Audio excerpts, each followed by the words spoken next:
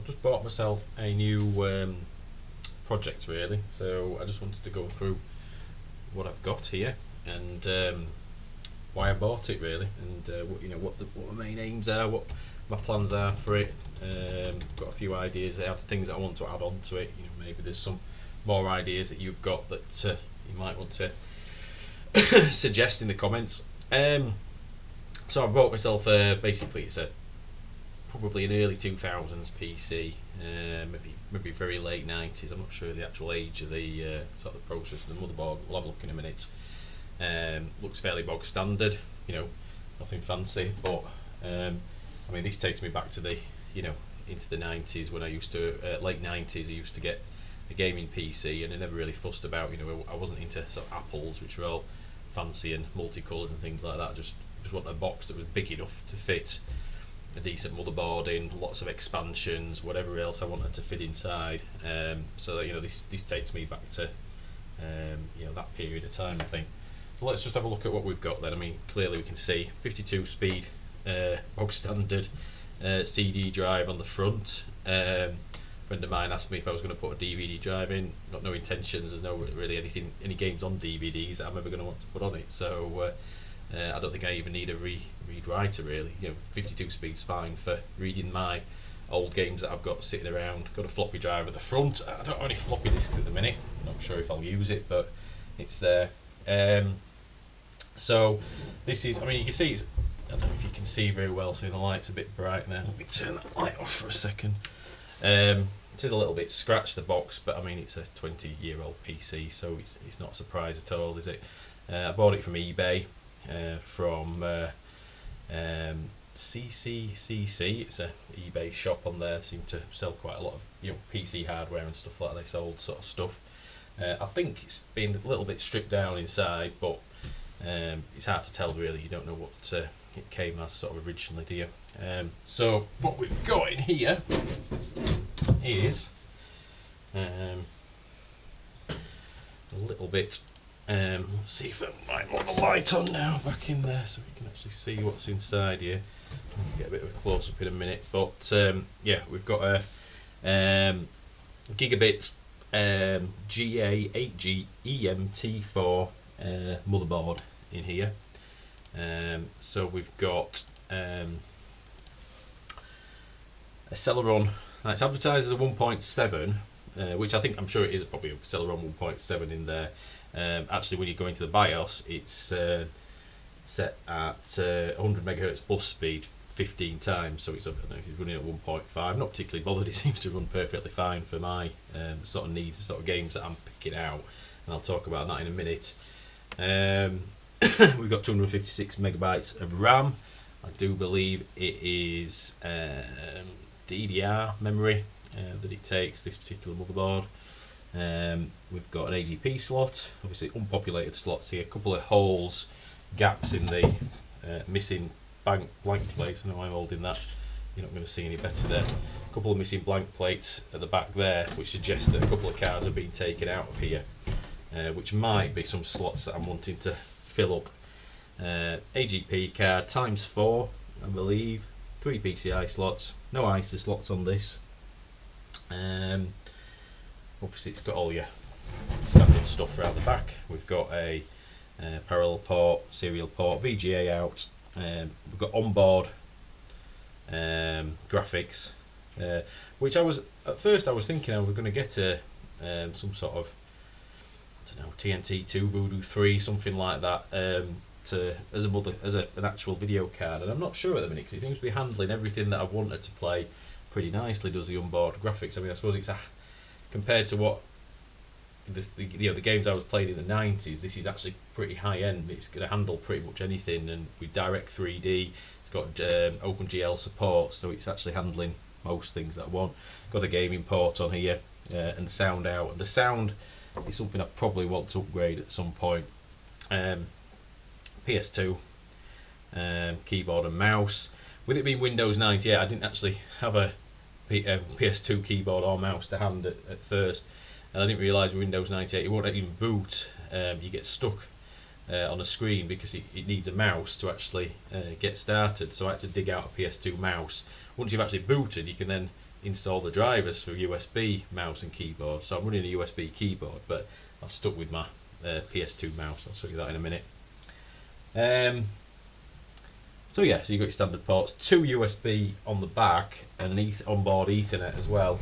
There are some USB headers down here and some holes over here as well. I don't know how well you can see that, but there are actually some holes at the front there and some USB headers on the motherboard. So I suggest possibly they've been taken off as well. There is a flap at the front here that you can take off to maybe expose those USBs. Again, I'm not sure I'm that bothered really, because I haven't really, I'm not going to be plugging in and out sort of USB devices sort of frequently, so I don't really need more than the 2 USBs at the back, I don't think. Yeah, so we've got an Intel chipset. We've got a 10GB hard drive in there, and actually looked at the brand of that one. I haven't really had it out, but anyway, 10GB hard drive seems to be running perfectly fine. It had Windows 98 installed in it when I got it. Which is what I want. I want to run Windows 98 because of its backwards compatibility with all your sort of DOS games, and the fact that it'll run late 90s games pretty well as well, and it's pretty stable. Windows 98 was one of my favourite operating systems. 3.5-inch disc and the CD-ROM drive there. So yeah, so that's the inside. Nothing really to sort of complain or report about, apart from possibly what the missing cards are. So yeah, the sound, it's fine for Windows games. The onboard sound works fine. It's no problems at all. Through speakers, it sounds great.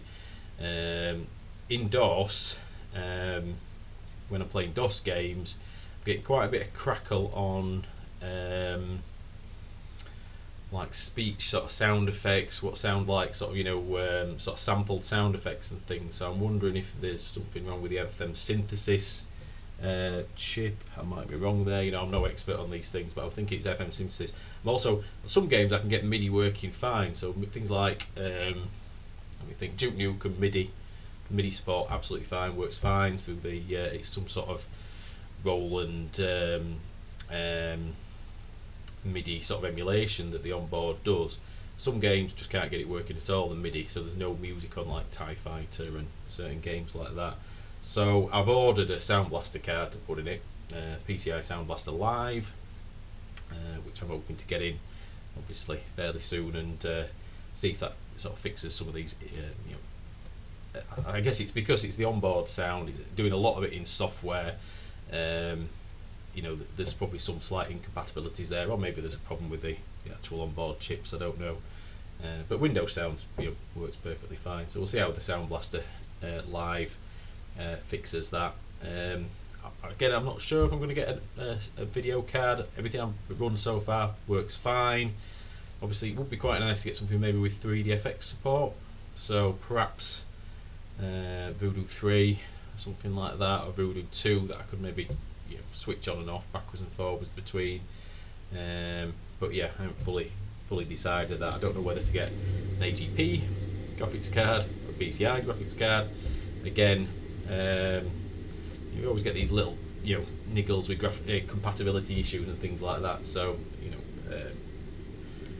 I'll just have to do it. At the moment it's running fine for what I want to do for it. So like I say, I want to get a Sound Blaster in there, and then I think other upgrades that I might be thinking about. I mean, I'd really like to get a Roland sound canvas, sort of an external box on set outside to really get the full sort of sound on some of those DOS games that support the full sort of sound canvas. That'd be nice, but at the moment, I mean, they're quite expensive. The sound Blaster Live only cost me about 10 quid, but an extra, over about 120, 140 pounds on eBay for sort of Roland sound canvas type things. I'm not so sure I'm willing to invest that. Why did I buy this PC? Why did I buy this particular one? Well, I've been looking for I wanted something something that ran 98, something that was totally backwards compatible. x86 runs right back to this will run anything DOS based, from early DOS right through till you know, the early 90s, and then anything that'll run on sort of Windows 98, which was really, you know, for me the 90s was my gaming sort of PC time. So I wasn't particularly looking for any particular specific processor, specific motherboard, specific model. I just wanted something that would run 98 nicely and have all that backwards compatibility. I've been keeping an eye on eBay for quite a while, and this one was probably came in a bit lower than the prices that I've been seeing. So I thought, you know, good time to snap it up and have a look. So I'll put it back together. I'm going to set it up. I'll pause the video and then I'll just show you some of the games and software that I've been messing about with on it. This is my fairly non-retro looking setup at the minute. As you see, I've got a lot of colour mismatching going on here and stuff, but you know, I just wanted to get the box, get it up and running and things like that. So I mean, straight away upgrades that I'm thinking of getting a nice cream coloured keyboard. I think definitely be good. You know, a mouse maybe a bit more period, I don't know. I mean, this is an optical mouse, you know, they work really well. It's a PS2 one, so it works fine on this. Maybe I'm happy with that, but maybe a nice sort of clicky keyboard, cream coloured keyboard, I think it'd be great. I've got some modern speakers, because I think old speakers, they look great, but you know, modern speakers just get a bit more of a better quality sound out of them, don't they? You might disagree with that, but these are fairly cheap sort of Logitech speakers. They get a nice sound. Monitor, obviously, be fantastic to get a nice big sort of CRT monitor in here. I'm not sure I have the space. You know, I could maybe move things about on my desk a bit, but I'm not sure I've got the space here. But it might be something I'll think about doing in the future. So I'm just using an old Samsung telly at the moment to run it. Right, I'll boot it up. Let's see how it looks on the camera. I've not really tried filming this screen before, so we'll see how it looks on the camera. Oh, it's gone straight into Windows 98. I was wanting to get the BIOS. We'll have a look at the BIOS in a bit. We'll come back to the BIOS.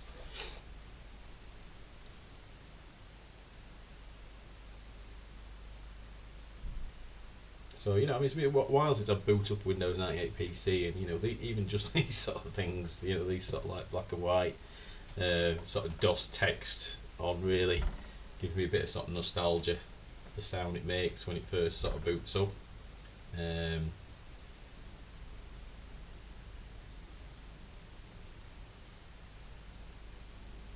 mean, I spent a long time working with sort of Windows 98 PCs, DOS and Windows 98 PCs, so and we were still trying to shoehorn Windows 98 onto PCs even after Windows XP was becoming quite common because of this DOS backwards compatibility that we needed to have.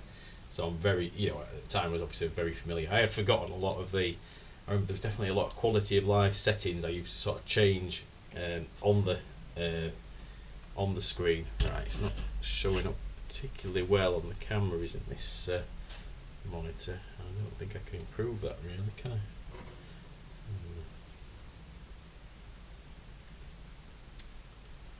See what happens if I see DOS prompt looks fine, doesn't it? You know, we don't have any problems with DOS prompt. Yeah, so I don't know if there's any quality of life sort of suggestions that you can make for sort of settings and things like that. I have had to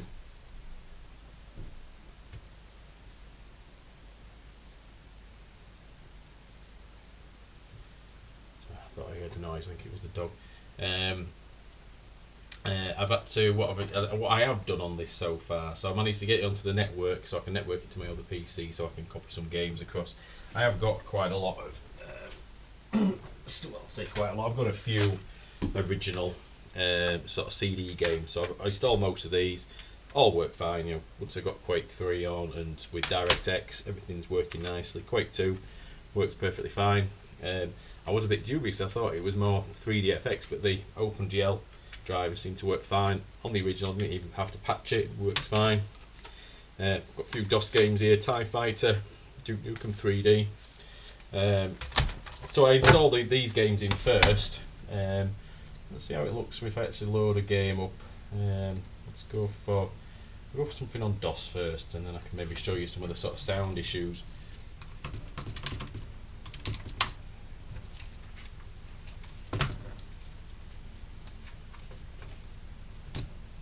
Wobbly keyboard here.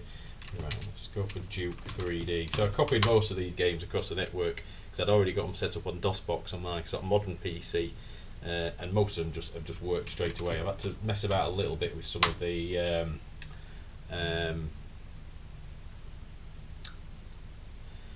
like IRQ settings and things like that to get the sound working. So this is the setup screen for Duke Nukem, which some of you might be familiar with. So I've got my Sound Blaster set up. I've set up the music card as a sound canvas. It's, you know, it will seem to emulate the sound canvas quite nicely. So we'll test the sound.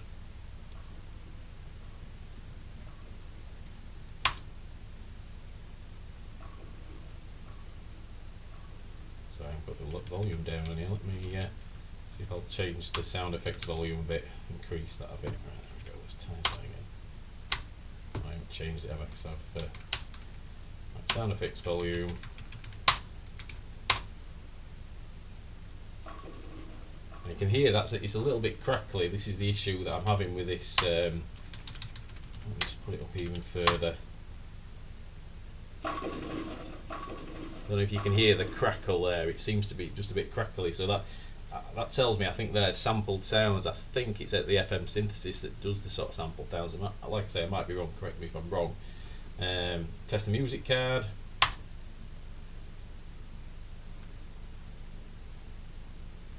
thought I had this working. It's not working now. It definitely was working.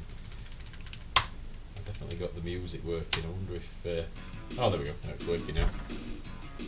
That sounds quite clear actually on this game. Like I say, the MIDI's fine on some DOS games, but on like I say, on TIE Fighter, I just couldn't get it working at all. I couldn't get it working on, what other game was it?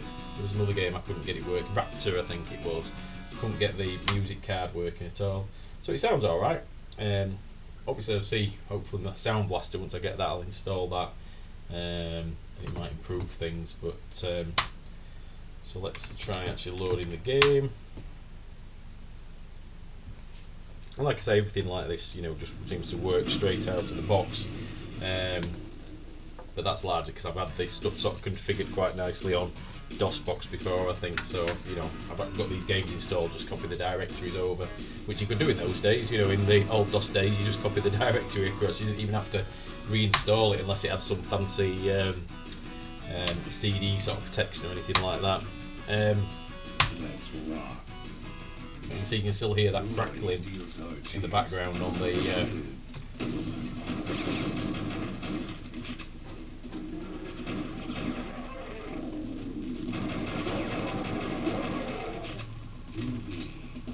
so it's really crackly is the sort of sound effects. The music sounds fine in the background though, so yeah, I'm not sure what's going on there, but you might be able to tell me, I don't know. But the hopefully my Sound Blaster Live, when I get that installed, it will improve things a bit for us. So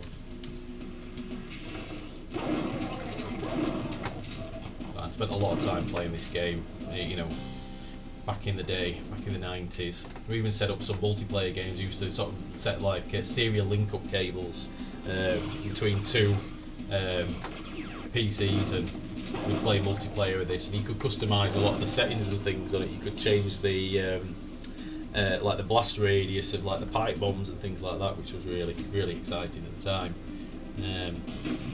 So let me quit that game. Right, I'm going to show you another game now. I'm just going to pause it so that I can get the joystick out. So apologies that the screen's not showing up too well, but I think you can get the idea of what I'm playing here now. So this is the classic TIE Fighter game. A friend of mine donated me this Quick Shot, which it's an analog sort of flight stick type thing. Got the adjustments down here. This is exactly the game, the joystick that I used to play this game. You know, back in, I don't know when this game, we're probably talking mid-90s when I was playing this game. So you've got to calibrate the joystick when you first boot it up. Top left, centre. Oh, that's working. No, it isn't. I have to recalibrate the joystick. I actually had to restart the computer. I had to change the config.sys and restart the computer before I could get this game running. Which might sound like a bit of a pain, but actually I quite like the you know, the memory of doing that. Having to change the sort of setups and things like that. And it was never that easy to get a game working in those days. You had to really, you know, work for it, really, I suppose.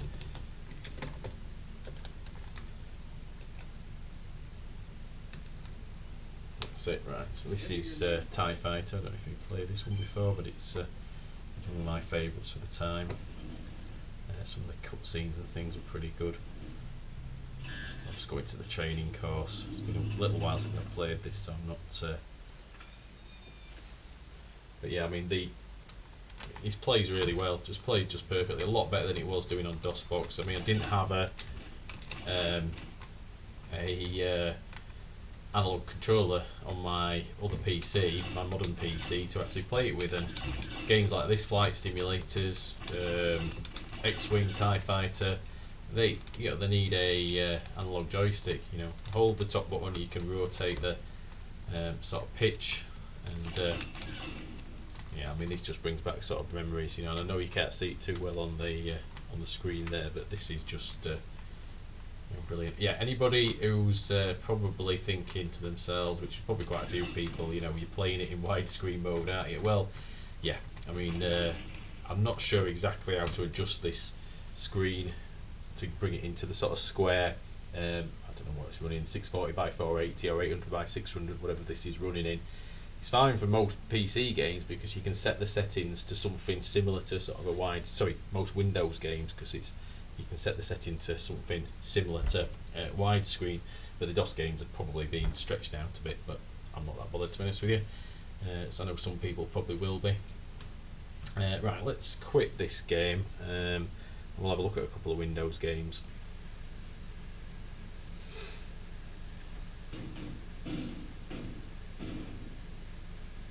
So for me, Quake 2, you know, again, it's probably controversial. I know I'm not the normal, but you've got the full sound on this one, the full music coming out of this one sounds quite nice, doesn't it? So for me, Quake 2 was the. I'll turn the music down a little bit. I'll just turn the volume down on the. Yeah, it was the game that I remember playing, certainly multiplayer, online multiplayer. We played this a lot. You know, Quake 1's probably a better single player game. Quake 3 is probably a better multiplayer game. I like them both. I've got Quake 3 here, Arena, brilliant multiplayer game, but I played this a lot. Very easy to set up. You know, once they made the unpatched sort of release, the non-CD sort of patch release, you could easily install it on a huge number of PCs on a LAN, play amazing sort of deathmatch games and play online, and that's what me and a lot of my friends did. So this has got a lot of memories for me as Quake 2. Let's try and just get into a game.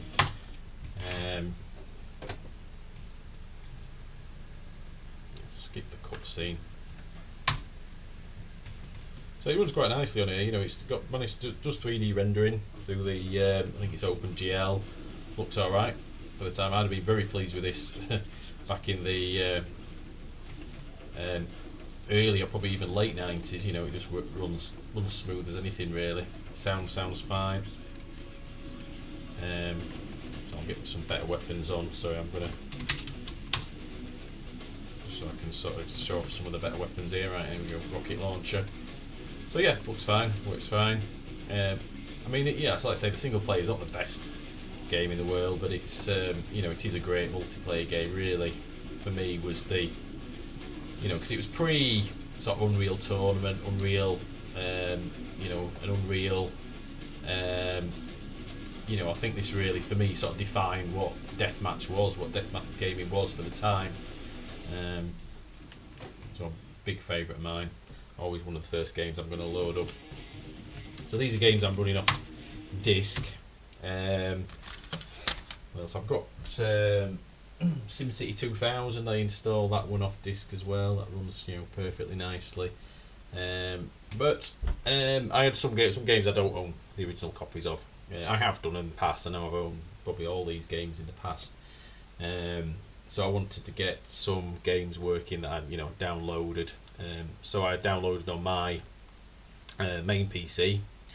A few games that I wanted to play, things like Need for Speed 3, Hot Pursuit. What else did I want to play? Unreal Tournament. I didn't have the and Shogo, and I've had a bit of sort of mixed success with these ones, but I'll explain that in a minute. So what I did was downloaded the ISOs, copied them over the network onto here, which took a bit of faffing about because there's certain registry things you've got to enable on a modern Windows 10 PC to actually get it to access the drive. But anyway, I managed to get it over and copy some files over, copy the ISOs over.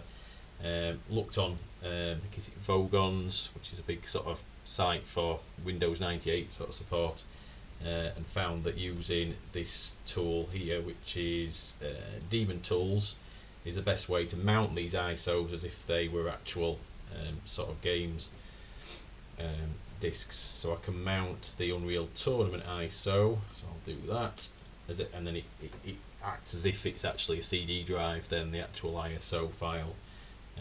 So if you don't know ISO files, it's a sort of standard that you can just burn straight onto a CD, but in this case you don't need to burn it onto the CD because you can run it, actually mount it as a drive.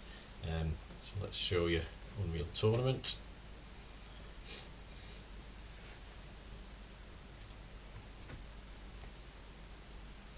Now again, this is probably, I did play quite a bit of Unreal Tournament, I think, but this is more, I was playing Quake 3 quite a lot online through dial-up modem. We were playing in clans sort of through dial-up modem.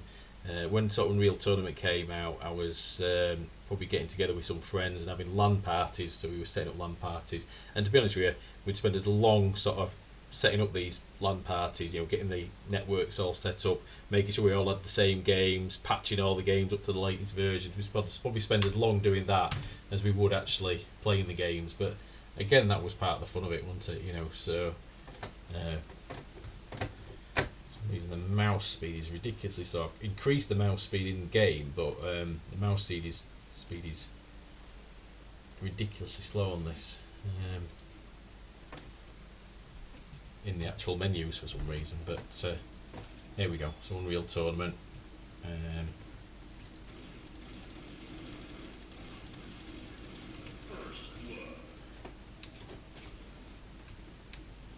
Again, I mean, this is a game. It has a bit of a single player sort of you know, training, really it is, isn't it? But it's the multiplayer. It's play with friends. It's the sort of best thing. But